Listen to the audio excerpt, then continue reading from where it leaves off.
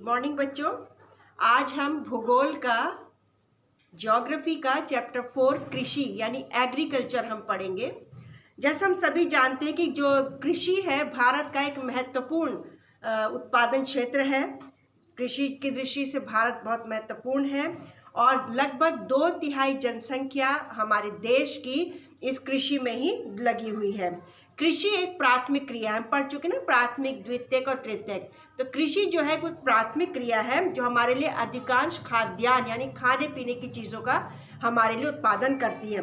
और इसके अलावा ये कच्चे माल का भी उत्पादन होता है कृषि में, जिससे और चीज़ें बनाई जाती हैं। हम इसमें देखेंगे कृषि के प्रकार कि कितने तरीके की कृषि होती है, फिर कितने प्रकार की फसलें होती हैं, ये सब पढ़ेंगे। तो आज हम कोशिश करेंगे कि आधा चैप्टर हमारा हो जाए, बाकी का चैप्टर हम नेक्स्ट क्लास में करेंगे, ठीक है। तो अब हम देखेंगे कृषि के प्रकार, कितने प्रकार की कृषि होती है। लगभग कृषि 4 प्रकार की है। हमें तो ऐसा लगता है भी एक ही प्रकार की कृषि, लेकिन कृषि 4 प्रकार की। पहली है प्रारंभिक जीविका निर्वाह कृषि। नाम पे ध्यान देंगे, प्रारंभिक जीविका निर्वाह कृषि यानी एक ऐसी कृषि, एक ऐसी खेती बाड़ी जिसमें किसान अपने जीवन निर्वाह के लिए ही चीज़ों का उत्पादन करता है, चीज़ों को उगाता है। इसके बारे में हम पढ़ेंगे प्रारंभिक जीविका निर्वाह कृषि। इस प्रकार की कृषि भारत के कुछ भागों में अभी भी की जाती है।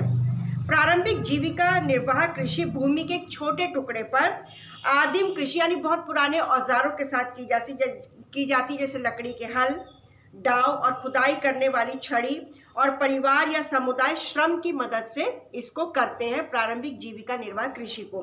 यानी इसे पुराने मॉडर्न या आधुनिक तरीके इस्तेमाल नहीं होते, पुराने ही तरीकों के इस्तेमाल के द्वारा इस कृषि को किया जाता है। इस प्रकार की कृषि प्रायः मानसून यानी जो बारिश का मौसम है, मृदा की प्राकृतिक उर्वरता यानी मिट्टी की को उपजाऊ वाली शक्ति, और फसल उगाने के लिए अन्य पर्यावरणीय परिस्थितियों की उपयुक्तता पर निर्भर करती है। यानी कि ये जो कृषि एक तो मानसून पे डिपेंड करती है, फिर मिट्टी की उपजाऊ शक्ति पर डिपेंड करती है, और तीसरा ये पर्यावरण की परिस्थितियों पर भी डिपेंड करती है प्रारंभिक जीविका निर्वाह कृषि। यह कर्तन दहन प्रणाली यानी स्लैश एंड बर्न, कर्तन दहन प्रणाली यानी कि इसमें टुकड़ों को, भूमि के टुकड़ों को जलाया भी जाता है, वो भी कहलाती है। किसान जमीन के टुकड़े साफ करके उन पर अपने परिवार के भरण पोषण के लिए अनाज और अन्य खाद्य फसलें उगाते हैं। जब मृदा की उर्वरता कम हो जाती तो किसान उस भूमि के टुकड़े से स्थानांतरित हो जाते। यानी एक टुकड़ा है किसान के पास, वो अभी इतने टुकड़े पर खेती बाड़ी कर रहा है।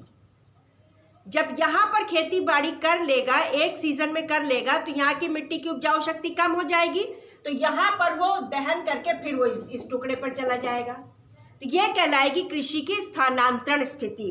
तो वो क्या करते हैं, जब मिट्टी की उर्वरता यानी उपजाऊ शक्ति कम हो जाती है तो किसान उस भूमि के टुकड़े को छोड़कर दूसरे टुकड़े पर चले जाते हैं। कृषि के इस प्रकार के स्थानांतरण से प्राकृतिक प्रक्रियाओं द्वारा मिट्टी की उर्वरता जो है, शक्ति जो है दोबारा आ जाती है दोबारा। तो अब जो इस टुकड़े को छोड़ दिया, इस पर चले गए, तो जब इसको छोड़ा है तो अगली बार जब इसको छोड़ गया तो इसकी उपजाऊ शक्ति दोबारा आ जाएगी।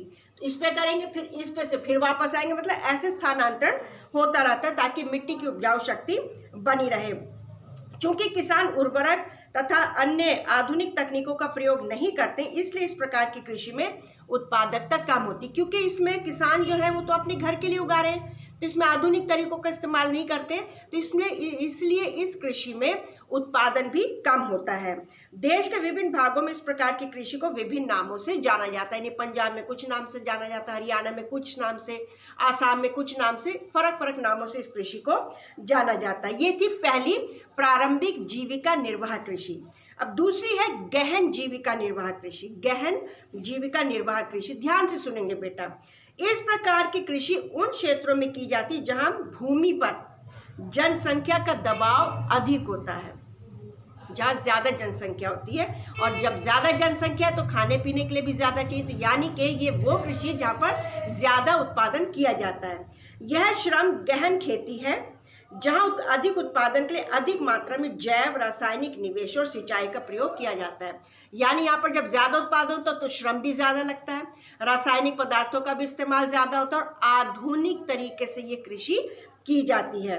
भू स्वामित्व में विरासत के अधिकार के कारण पीढ़ी दर पीढ़ी जोतों का आकार छोटा और अलाभप्रद होता जा रहा है। यानी कि ये जो कृषि है ये भू स्वामित्व की, यानी कि जमीन के टुकड़े पर्सनल है, जमींदारी है यहाँ पे एक्चुअली।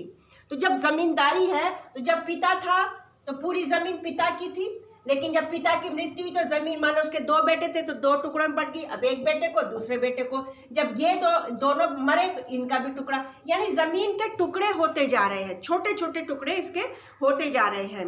और किसान वैकल्पिक रोजगार न होने के कारण सीमित भूमि से अधिकतम पैदावार लेने की कोशिश कर रहे हैं। यानी छोटे छोटे टुकड़ों पर भी और कोई काम न होने के कारण किसान जो है इन्हीं छोटे छोटे टुकड़ों से अपनी कोशिश करें कि ज़्यादा से ज़्यादा उत्पादन हो सके।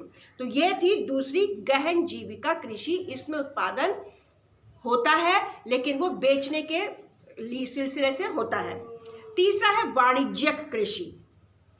इस प्रकार की कृषि के मुख्य लक्षण आधुनिक निवेशों जैसे अधिक पैदावार देने वाले बीजों, रासायनिक उर्वरकों और कीटनाशकों के प्रयोग से उच्च पैदावार प्राप्त करना। यानी जो वाणिज्यिक कृषि ये टोटली, गहन में तो फिर भी अपने लिए किसान कुछ रख लेता है, लेकिन जो वाणिज्यिक कृषि है वो टोटली उसका जो उत्पादन होता है वो बेचने के लिए ही होता है। तो जब बेचने के लिए होता है तो यहाँ पर आधुनिक निवेश जैसे अधिक पैदावार देने वाले बीजों का इस्तेमाल किया जाता है, रासायनिक उर्वरकों का इस्तेमाल किया जाता है और कीटनाशकों का प्रयोग किया जाता है ताकि ज़्यादा से ज़्यादा पैदावार हो सके।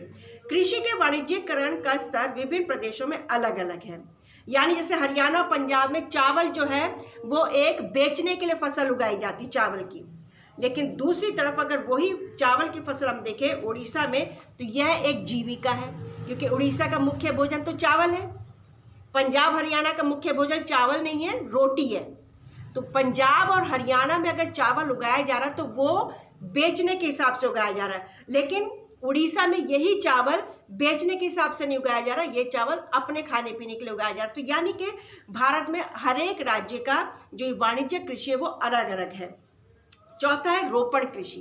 रोपण कृषि को भी एक वाणिज्यिक कृषि का ही एक हिस्सा कह सकते हैं। इस प्रकार की खेती में लंबे चौड़े क्षेत्र में एकल फसल बोई जाती है, एक ही फसल बोई जाती है यहाँ पर, सिर्फ एक पूरे भूमि के लंबे चौड़े टुकड़े पर। रोपण कृषि उद्योग और कृषि के बीच एक इंटरफेस का काम करती है, अंतरापृष्ठ का काम करती है। रोपण कृषि व्यापक क्षेत्र में की जाती है जो अत्यधिक पूंजी और श्रमिकों की सहायता से की जाती है। यानी रोपण कृषि जो है एक तो लंबे चौड़े स्थान पे की जाती है, फिर एक ही फसल उगाई जाती है, आधुनिक तरीके अपनाए जाते हैं, वाणिज्यिक कृषि का ही एक रूप है ये भी। और यहाँ पर ज़्यादा श्रम का भी इस्तेमाल होता है और ज़्यादा पूंजी भी यहाँ पर लगाई जाती ताकि ज़्यादा से ज़्यादा उत्पादन, और जितना ज़्यादा उत्पादन होगा उतना बेचा जाएगा, उतना फायदा मिल पाएगा। इससे प्राप्त सारा उत्पादन उद्योग में कच्चे माल के रूप में प्रयोग किया जाता है। जैसे गन्ना है तो वो अपने इस्तेमाल के लिए नहीं, किसान बेचने के लिए उसको उगाते हैं। कॉफ़ी है, चाय है, इस तरीके से भारत में चाय, कॉफ़ी, रबर, गन्ना, केला इत्यादि महत्वपूर्ण रोपण फसलें हैं। चूँकि रोपण कृषि में उत्पादन बिक्री के लिए होता है, इसलिए इसके विकास में परिवहन और संचार साधन से संबंधित उद्योग और बाजार महत्वपूर्ण योगदान देते हैं। तो इसमें क्योंकि रोपण कृषि पूरी तरीके से एक बाजार के लिए फसल उगाई जाती है, तो इसमें परिवहन और मीडिया संचार के साधन महत्वपूर्ण भूमिका निभाते हैं।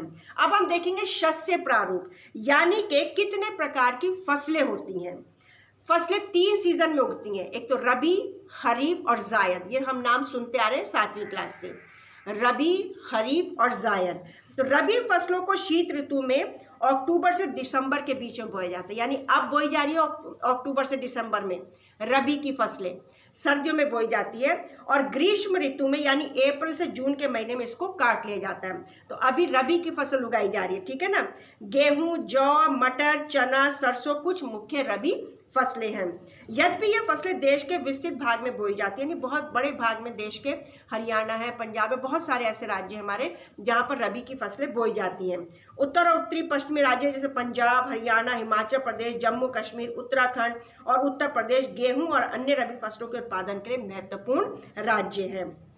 शीत ऋतु में शीतोष्ण पश्चिमी विक्षोभ से होने वाली वर्षा इन फसलों के अधिक उत्पादन में सहायक होती है। यानी अब जब बारिश होगी ना दिसंबर जनवरी में, वो इनके लिए बहुत महत्वपूर्ण होती है, बहुत सहायक होती है रबी की फसलों की। तो ये याद रखना, रबी की फसल अब बोई जाएगी अक्टूबर से दिसंबर में और काटी जाएगी गर्मियों में अप्रैल से जून में, और मुख्य फसलें यहाँ बताई गई हैं। दूसरे किस्म की फसल होती है खरीफ की फसल।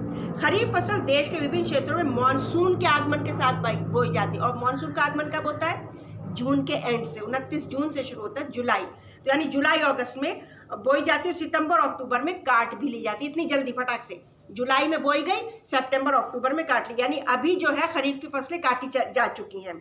इस ऋतु में बोई जाने वाली मुख्य फसलों में चावल, मक्का, ज्वार, बाजरा, अरहर, मूंग, उड़द, कपास, जूट, मूंगफली और सोयाबीन शामिल है। यानी ये जुलाई में बो दी गई और अभी ये काट भी ली गई हैं। चावल की खेती मुख्य रूप से आसाम, पश्चिमी बंगाल, उड़ीसा, आंध्र प्रदेश, तेलंगाना, तमिलनाडु, केरला, महाराष्ट्र, विशेषकर कोंकण तटीय क्षेत्रों जैसे उत्तर प्रदेश और बिहार में भी की जाती है।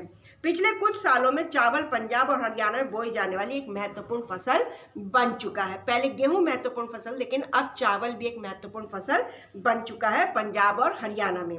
रबी और खरीफ फसल, रबी हमें मालूम है सर्दियों में, यानी अब बोई जा रही है। खरीफ फसल बोई जा चुकी है जुलाई में, अब काटी जा रही है। रबी और खरीफ फसल ऋतुओं के बीच में जो ग्रीष्म ऋतु में बोई जाने वाली फसल को जायद फसल कहा जाता है। जायद ऋतु में मुख्यतः तरबूज, खरबूजे, खीरे, सब्जियां, चारे की फसलों की खेती की जाती है। गन्ने की फसल को तैयार होने में लगभग 1 साल लगता है। यानी गन्ने की फसल अगर अभी बोई गई होगी गर्मियों में, तो उसे पूरा 1 साल लगेगा, अगले साल तक हो पाएगी। तो ये 3 तरीके के ऋतुएं हैं, रबी, खरीफ और जायद। ये 3 तरीके की फसलें जो अलग अलग सीजन में बोई जाती हैं। नेक्स्ट क्लास जब होगी तो मुख्य फसलें पढ़ेंगे कि कौन कौन सी फसलें हैं। मुझे उम्मीद है कि तुम्हें इतना तो समझ में, कृषि के प्रकार हमने देखे, 4 तरीके की कृषि देखी, फिर हमने देखा कौन कौन सी फसल कब उगाई जाती है, रबी, खरीफ और जायद हमने देखा। ठीक है ना, तो ये हमने देखा है। बेटा इसके क्वेश्चन आंसर भेज दूंगी, वो कर लेने हैं। कोशिश करेंगे कि चैप्टर नेक्स्ट वीक तक खत्म हो जाए। नहीं होगा तो मैं एक एक्स्ट्रा क्लास भी तुम्हारी लूंगी, जिस दिन तुम्हारा CBSE वर्कशीट होगा उस दिन ले लेंगे, क्योंकि हमारा कोर्स काफ़ी अभी पीछे चल रहा है। ध्यान देंगे, जितना चैप्टर अभी पढ़ाया गया उसको दोबारा अपने आप पढ़ेंगे तो पूरा चैप्टर क्लियर हो जाएगा, समझ में आ जाएगा। तुम लोगों को काम भेज दिया जाएगा, वो काम कर लेना है। घर में रहना है, खुश रहना है, ध्यान रखना है, ठीक है, सेफ रहना है। और जो तुम्हारी UT की हार्ड कॉपी है ना, फोटो तो तुमने मुझे भेज दी थी, लेकिन जो UT की हार्ड कॉपी उसको संभाल के रखना। जैसे तुम लोगों को कहा जाएगा वो UT की हार्ड कॉपी स्कूल में लेकर के तुम लोगों को आनी है, और मार्क्स तुम्हारे लग चुके हैं उससे चेक करके दोबारा से लगाए जाएंगे कि किसी ने उसमें गड़बड़ तो नहीं की, इसलिए उसके साथ बिल्कुल छेड़छाड़ मत करना। अटेंडेंस का ध्यान रखना, 11 से 11:10 का टाइम है। जो 11 से पहले भेजेगा या 11:10 के बाद भेजेगा उसकी एब्सेंट लगेगी। इन सब बातों का ध्यान रखना है। खुश रहना। All the very best.